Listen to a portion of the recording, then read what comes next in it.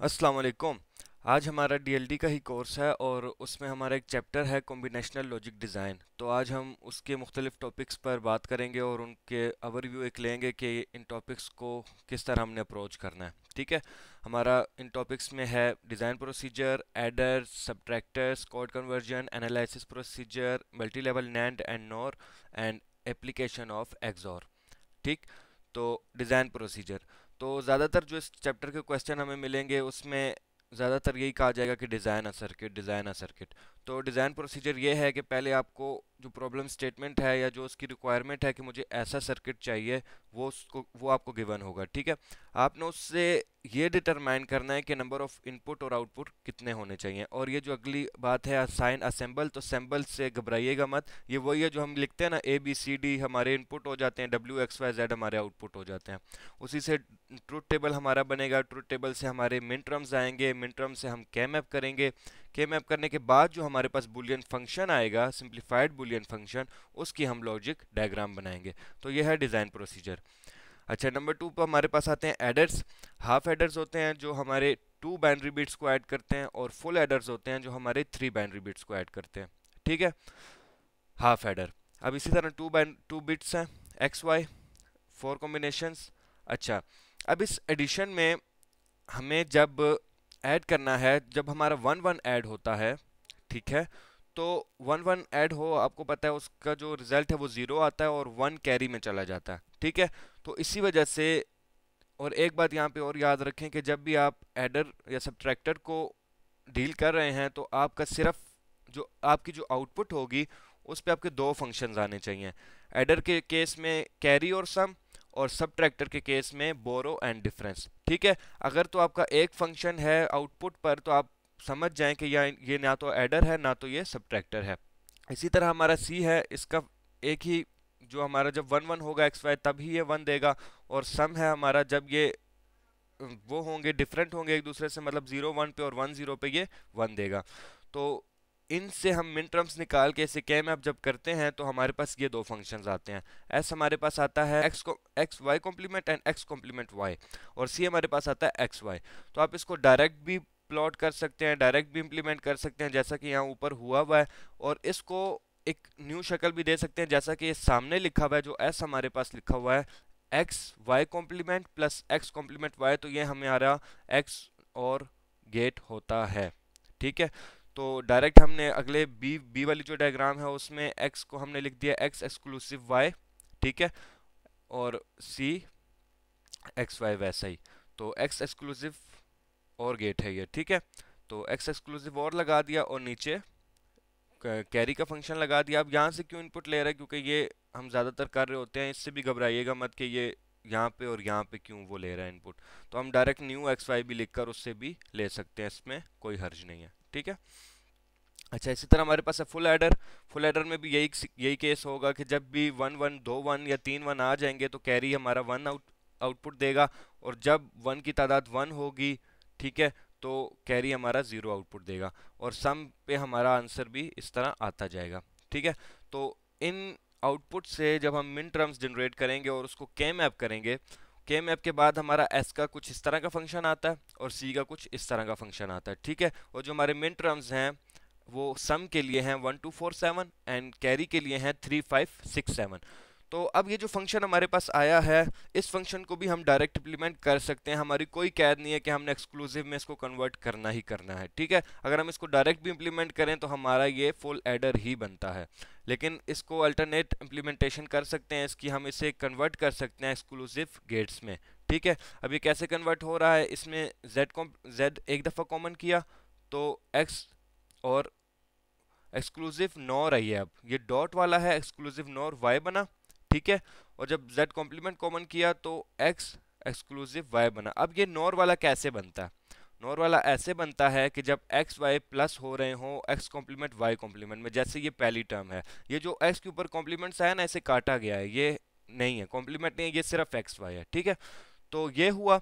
अब देखें z के साथ है एक्स एक्सक्लूसिव और y, अब ये एक्स एक्सक्लूसिव और कैसे बन गया, क्योंकि जो एक्स एक्सक्लूसिव नॉर है, एक्स एक्सक्लूसिव और उसका कॉम्प्लीमेंट है जो कि यहाँ लिखा हुआ भी है। ठीक है, ये बन गया, और z कॉम्प्लीमेंट और फिर वही रकम।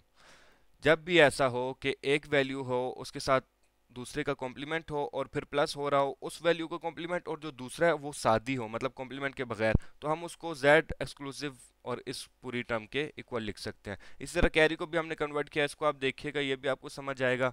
तो जब ये आ गया ना, तो अब आप इसको किसी भी तरह इम्प्लीमेंट कर सकते हैं। आप सिर्फ एस को इम्प्लीमेंट कर लें पहले, और फिर कैरी को इम्प्लीमेंट कर लें।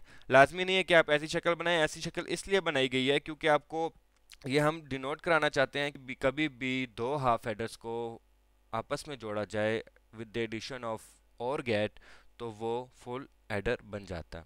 इसी तरह हमारे पास सब्ट्रैक्टर है, हाफ सब्ट्रैक्टर, फुल सब्ट्रैक्टर, इसमें भी इसी तरह होगा। इसमें बोरो लिया जाएगा क्योंकि वन में से ज़ीरो नहीं निकल सकता, तो बोरो लेना पड़ता है हमें, ताकि वो ज़ीरो वन बने और वन में से वन जाके ज़ीरो आए।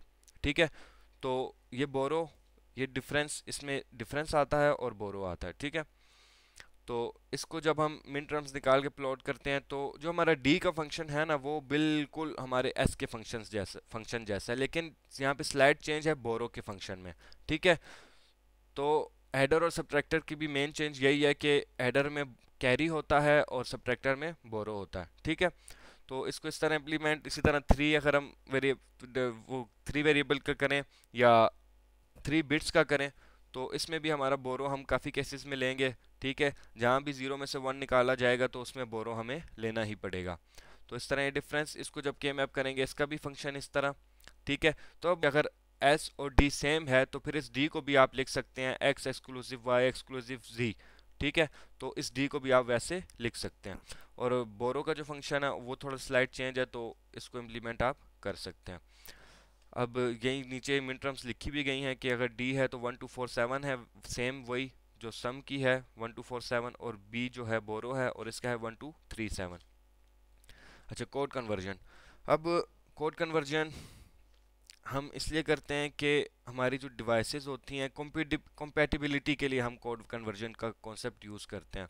अगर हमारा कोई ऐसा प्रोग्राम है कि जो लिनक्स का है लेकिन उसे हमने विंडो पे भी चलाना है, तो कोई हमने ऐसा बीच में कन्वर्टर लगाना है कि जो उसके कोड को, क्या पता वो किस कोड में बना है, उसके कोड को कन्वर्ट करे ताकि मेरा कंप्यूटर उस कोड को समझ पाए।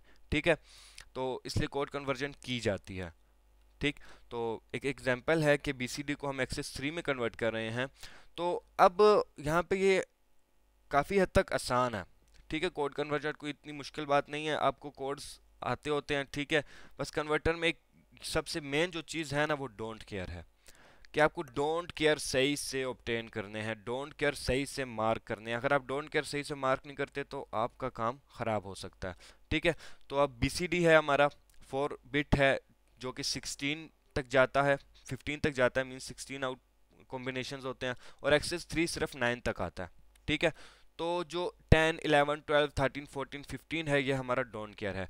तो के मैपिंग जब भी हम करेंगे तो हम डोंट केयर को ज़रूर इंक्लूड करेंगे। जब हमने इनको के मैप किया डोंट केयर को इंक्लूड करके, तो हमारे पास ये कुछ फंक्शंस आए, जैसे इस साइड पे लिखे हैं z is equal to D complement, और इसी तरह y x w।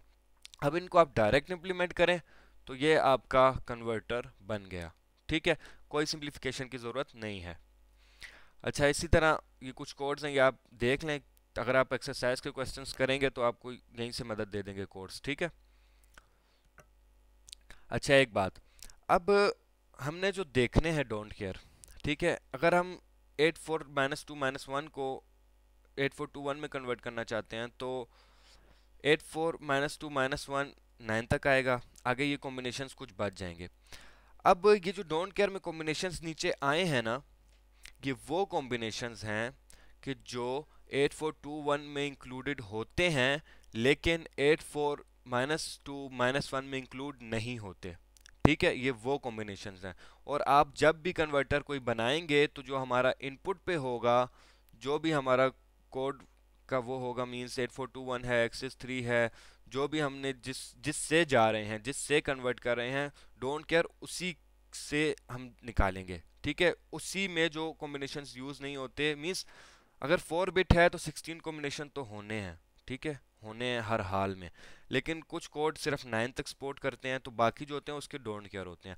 अब उस डोंट केयर को हमने मार्क करना है 8421 में ही। ठीक है, जो भी कॉम्बिनेशन किसी भी इनपुट के नीचे डोंट केयर में होगा, उस नंबर को हमने रिसेंबल करना है 8421 से ही। ठीक है, अगर मैं इसको, अब ये जो डोंट केयर इसमें है, अगर इसको रिसेंबल इसी से किया जाए 84 -2 -1 से, तो ये गलत हो जाएगा, ये -1 बन रहा है।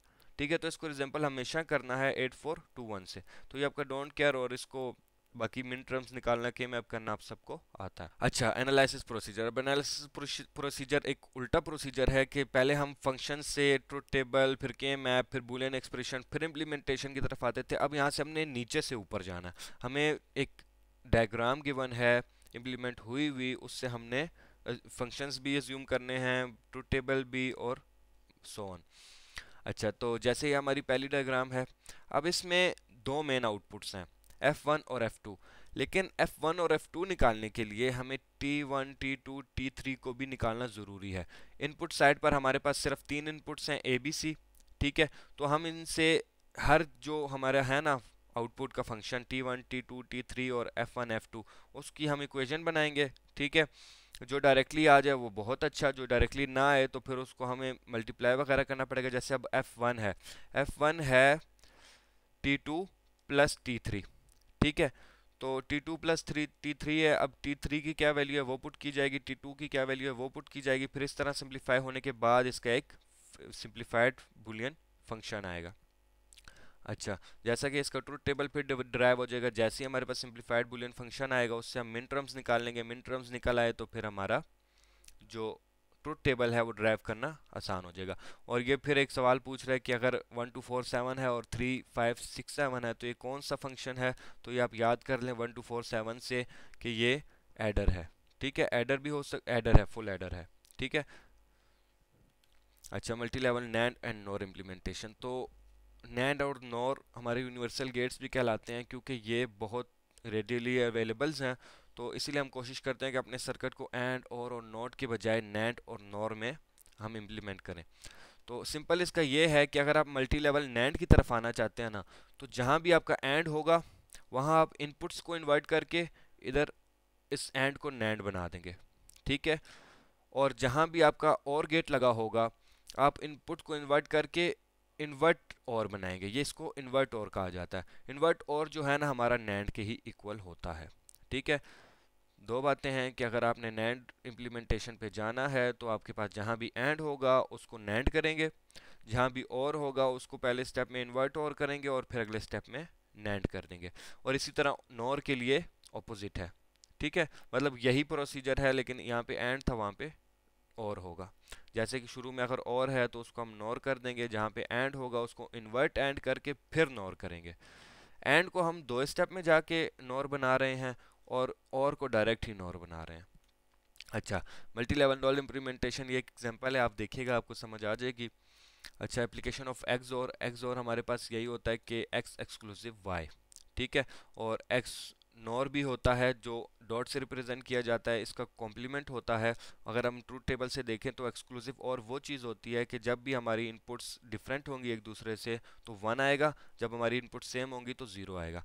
और एक्स एक्सक्लूसिव नॉर में ये होता है कि जब हमारी इनपुट सेम होती है तब 1 आता है। तो वो है ना, क्या कहते हैं, कॉम्प्लीमेंट है।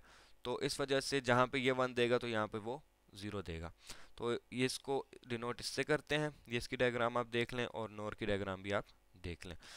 नॉर में ये होता है कि जब भी हमारा X Y plus X complement Y complement होगा तो वो नॉर होगा, एक्सक्लूसिव नॉर। ठीक है, और जब भी हमारा X complement X Y complement plus X complement Y होगा तो वो एक्सक्लूसिव और होगा। अच्छा, पैरिटी जनरेशन।